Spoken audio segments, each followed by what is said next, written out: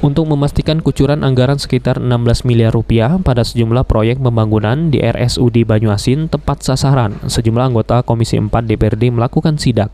Berjumlah 5 orang, anggota Komisi 4 DPRD Banyuasin menemukan sejumlah kejanggalan pada proyek di RSUD Banyuasin.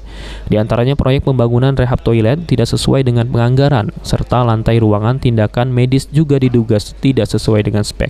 Selain menyoroti sejumlah proyek pembangunan di RSUD, anggota Komisi 4 DPRD Banyuasin juga menyoroti penyaluran dana intensif bagi nakes untuk penanganan COVID-19.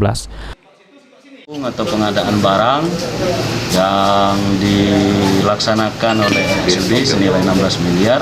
Tadi seperti yang disampaikan Pak Nasir, mungkin speknya kami tidak begitu detail untuk ditingkatkan lagi ke depannya, seperti lantai, kamar mandi, kemudian pintu.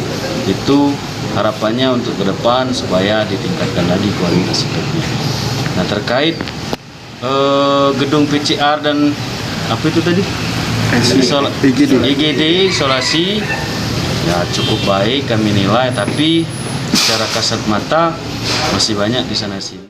Sementara itu, M. Nasir, anggota Komisi 4 fraksi Golkar, mempertanyakan fasilitas pasien COVID-19 di laboratorium PCR yang menelan dana hingga 3,4 miliar rupiah.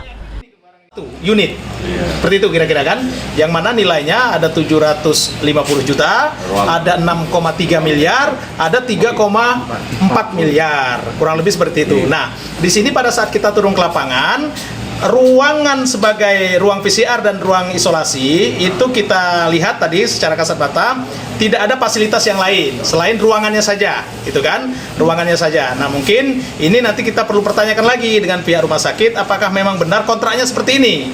Artinya kalau ini hanya ruangan saja, pada saat pasien diisolasi diletakkan di ruangan itu kan belum lengkap, gitu kan? Apa iyo nak dikeper ke baik pasien itu tertedok di situ, tertelungkup di situ. Nah, ini menurut saya sesuatu yang perlu perhatian, gitu kan? Artinya kalau ini belum lengkap, belum bisa digunakan dong, gitu kan?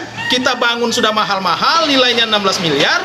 Pada saat ada pasien COVID yang berhubungan dengan kegiatan penggunaan dana COVID ini, tapi pasiennya tidak bisa kita rawat secara intensif, secara baik, secara maksimal. Sulaiman, PAL TV.